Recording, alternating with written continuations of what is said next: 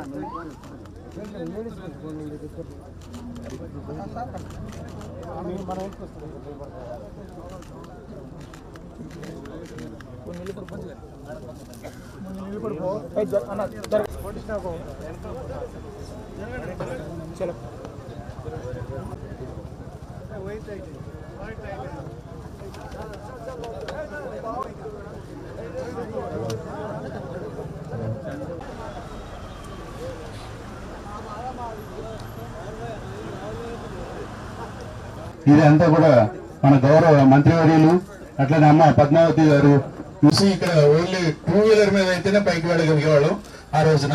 అయితే ఇప్పుడు దానికి యుద్ధ ప్రాతిపదికన మౌలిక వ్యవస్థలు కావాలన్న ఉద్దేశంతో 8 కోట్ల రూపాయలతో, దాని తర్వాత సార్ సిఆర్ఎఫ్ వర్క్ కింద అయిపోయింది రోడ్డు.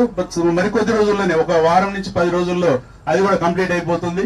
దాని తర్వాత బరాక చిలుకూరు గుట్టల్లో 200 కోట్లతో ఇంటిగ్రేటెడ్ రెసిడెన్షియల్ స్కూల్ ఏదైతే 200 కోట్ల రూపాయలతో మరి చిలుకూరు గుట్టల్లో మంజూరు చేయించినమో దానికి అప్రోచ్ రోడ్ కింద ఈరోజు మనం ఇది ఇక్కడి నుంచి మెయిన్ రోడ్ నుంచి డాంబర్ రోడ్ వేసుకొని ఇది మనం ఒకసారి శంకుస్థాపన వేసుకున్నాం. ఇవి ఇలా ప్రారంభోత్సవం, చాలా సంతోషం. ఇప్పుడు ఆ స్కూల్ బిల్డింగ్ వేగవంతంగా మొదలై పూర్తి అని చెప్పి నాకు సంపూర్ణ నమ్మకం, విశ్వాసం. కోదాడ నియోజకవర్గంలో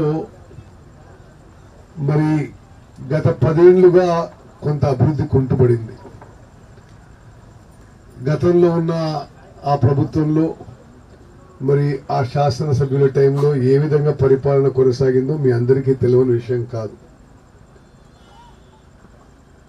ఇప్పుడు మీరు ఒక్కటే ఆలోచన చేయండి, ప్రత్యేకంగా చిలుకూరు మండలంలో అందరూ చైతన్యవంతులే. మరి కాంగ్రెస్ వాళ్ళు, కమ్యూనిస్టులు, ఉన్న అన్ని పార్టీలు, బీఆర్ఎస్ వాళ్ళు అందరూ కూడా చాలా చైతన్యవంతులు. మరి కోదాడ కాన్స్టిట్యున్సీలో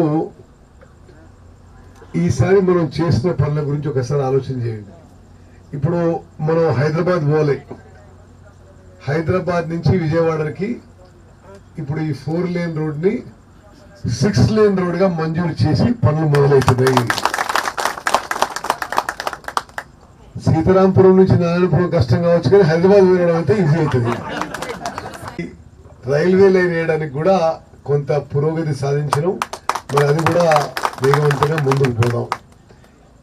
భారతదేశంలోనే ప్రతిష్టాత్మకమైన జవహర్ నవోదయ విద్యాలయ అంటే అది కేంద్ర ప్రభుత్వం యొక్క సెంట్రల్ గవర్నమెంట్ స్కూల్స్, అవి బోర్డింగ్ స్కూల్స్.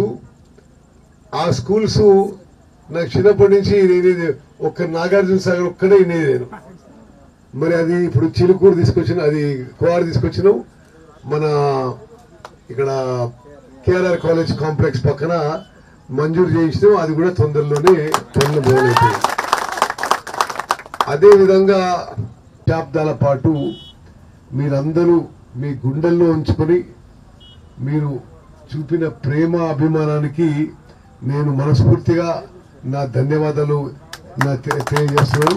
ఏ పదవిలో ఉన్నా లేకున్నా కోదాడ ప్రజలందరితో ఒక కుటుంబ సభ్యులతో ఉన్న సంబంధాలు ఆ విధంగానే మరి మా వరకు కొనసాగితే మనవి చేస్తూ, ఇప్పుడు డెవలప్మెంట్ కూడా కొంచెం మంచిగా భారీ స్థాయిలోనే చేస్తున్నాం.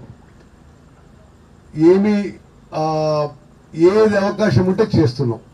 విద్య, వైద్యం, విద్యుత్తు, అదేవిధంగా రహదారులు, లిఫ్టిగేషన్ స్కీమ్స్, పాత లిఫ్టిగేషన్ స్కీమ్స్ అన్ని మరమ్మతులు చేస్తున్నాం. అంటే పూర్తి సామర్థ్యంతో నీళ్లు బారాలని. కొత్త లిఫ్టిగేషన్స్ కట్టిస్తున్నాం.